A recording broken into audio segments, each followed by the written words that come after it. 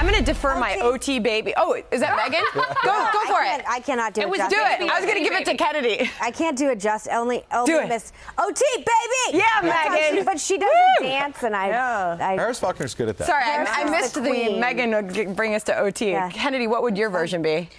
OT baby. you gotta have the baby though. Kennedy's is better. All right, so this is where we do a quick 10 minutes. I get bored on the web, and we see what everybody is talking about. Oh yeah. It was a lively hour full of breaking news. We bounced all over the place. Yes. What are your thoughts, Ed Henry, as you visit us on this lovely day? We had the president talking at the top. My thoughts are he took 30 minutes of our show. What's the deal? No. Can I ask you a question though, for real? That I have never seen. Like, part of my frustration with President Trump and his team right now is I in some capacity or another, have been around journalists my entire life. Literally, my mother was pregnant with me at the '84 convention with Reagan, like my entire life, since in vitro. Yes, so I want to know, in utero, excuse me. Part of the problem right now is I feel like there's this misunderstanding that, like, yes, journalists are jerks. No disrespect, journalists are jerks, especially towards Republican candidates, and they're gonna be combative, and that's the way this rolls. And unless you're literally Saint Obama, you're gonna have a combative relationship, and they seem to be so deeply offended, and I just think you need a spokesperson who knows how to wrangle them like they're cattle, which is, by the way, a lot of people I could give them recommendations for. I was talking about this last night with my boyfriend's sister, who works on Capitol Hill and has worked in communications for a long time, and both of us are just flabbergasted that they seem so deeply offended that this is how the business of the swamp works. I could not agree with you more. I've been in journalism something like 25 years. You're right. The mainstream media doesn't want to admit it, but they tend to tilt against Republican presidents. There's a lot of evidence of that. But if you just sit around and whine about it, or if you just say, I'm going to take my toys and go home, I'm not going to do a press briefing anymore. I mean, I don't want to make it that silly, but that's the way it comes across, I think, to some people. I will say that I talked about this over the weekend with Howie Kurtz on Media Buzz. And a lot of the president's fans were saying, no, he should get rid of the briefing. You know, all they do is come in there and ask gotcha questions. They're out to get him. Look, I was in the press briefing room for 10 years.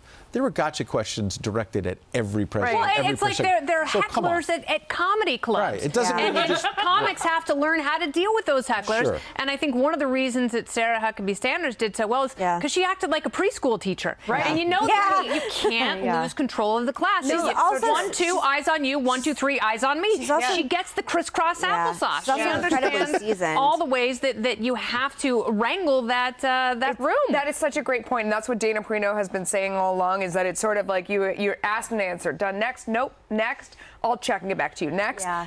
And Sean Spicer, I thought he was great during the campaign, and when he came in, he managed the shows really well and the different interviews and stuff. But I do feel like he's had a much harder time. He lets them engage him. The kid analogy is perfect. You don't get on their level arguing because I said you can't have the cookie. Yeah. I mean, you don't get on their level and do that. You just say no and next. Which is why the Melissa McCarthy impersonation of Spicer has turned out to be so devastating, because the way you just described it is the way she does it. Yeah. And she plays Sean Spicer really well, that everything, you ask him about North Korea, it's a fight. You ask him about what the president had for lunch, it's a fight. There has to be some modulation, some diplomacy. And you're right, Meghan, like sometimes you got to rip their face off and say that story was wrong, that's fake news.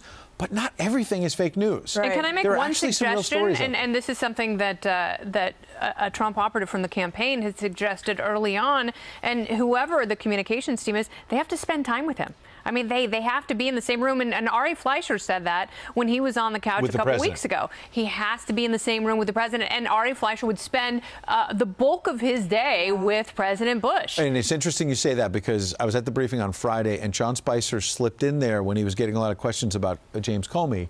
I didn't get a chance to get in with the president. There was some phrase about that, almost as a cover, like Spicer trying to cover himself a little bit, like I didn't get to talk to the president, but maybe sending a message as well around town in Washington and to the president himself.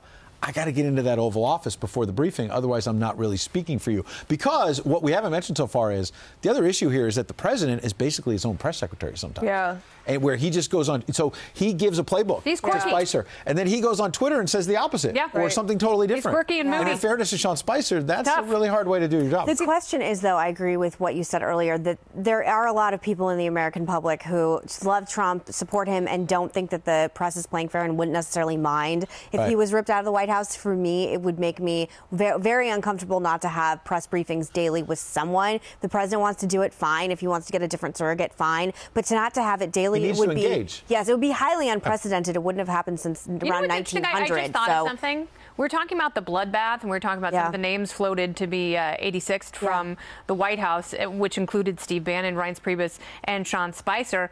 If any one of those people got a whiff of a bloodbath, wouldn't it behoove them to float that to the press? Because if the president reads something that he's going to do in advance, he's not going to do it. Yep. Oh, interesting. Because he doesn't like reacting to the press that's leading him. He likes to be the one I like all the people he had put in. I don't know Steve Bannon, but I mean like Reince and Sean Spicer and some of these people. Like, they've been around a long time, but they have very different jobs originally at the RNC than they do now. Yeah. And I think that has been, for those of us who have to go on TV every day and sort of defend some of this as a Republican and as a conservative, I'm happy to, but they're making my job a lot more difficult. And there's so many smart people that work in D.C. that can help them. I don't understand why those people aren't being hired to work in the White House yesterday. Moving on from the marriage proposal for Kennedy on here. How would her husband feel about that? Well, maybe it's from Utah. And by that, I mean Utah from the 18th century. She's taken, folks. Oh, my God. A lot of people and I'm a big talking. fan of the state, by the way. I love Park City. A lot of people fans of Sarah Huckabee Sanders. Not that they're saying they're not of Sean Spicer, but Katrina Dale wrote in, Sarah Huckabee Sanders is a keeper.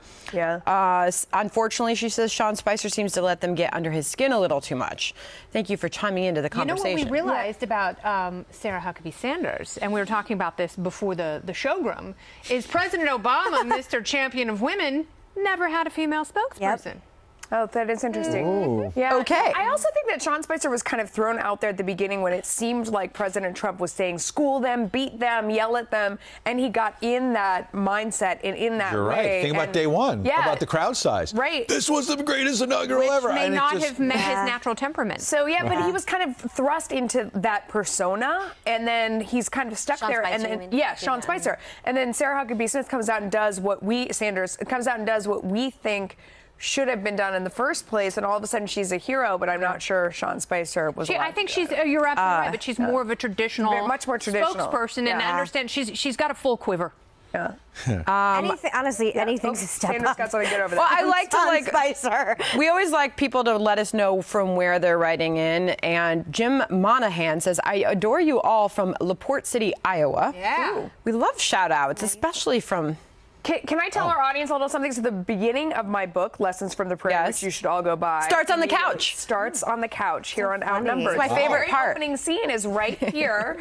It's something that really happened. So if you are an Outnumbered fan or a Fox News fan, there's some dish and dirt in there about the network and the behind the scenes. But it starts right here as we do overtime and wrap up off the couch and go. That's the opening scene of the book. I wanted to start my book, 42 Faith, on the couch, but it's about Jackie Robinson. The greatest UCLA Bruin of all time. There you go. UCLA, four-letter man, four sports.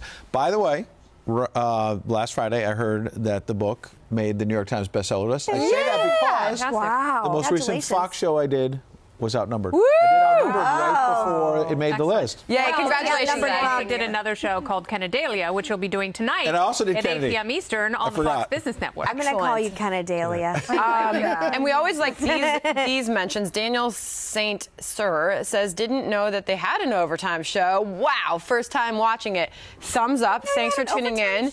Facebook and our overtime online as well. It's always fun. Don't miss Kennedalia. And look at you two with your fancy books. 8 p.m. actually. 5 p.m. in the West. I can't wait to read this. This is when I take the train back to D.C. Thank you. I'm going to read Melissa's. Melissa, by the way, I didn't know was such a cute little kid. Oh, she really was. So adorable. They used to dye my hair brown. They dyed your hair? No. Oh. For that.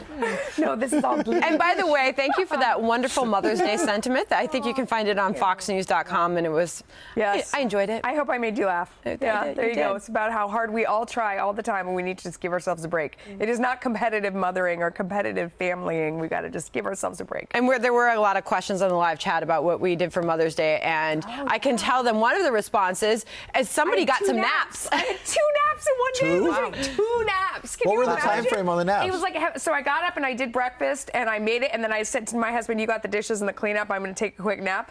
And then we went out for a long brunch and the whole thing outside, and we played and we came back and I was like, I'm doing it again. I laid down again, and then I got up and did the baths. But wait a second, rewind. You cooked breakfast on Mother's Day? That seems wrong. That's okay. No, Ed, you hear they're playing you out, buddy. I cooked all day long, and I officially birthed a state champion. Okay, bye-bye. Thank you for joining us.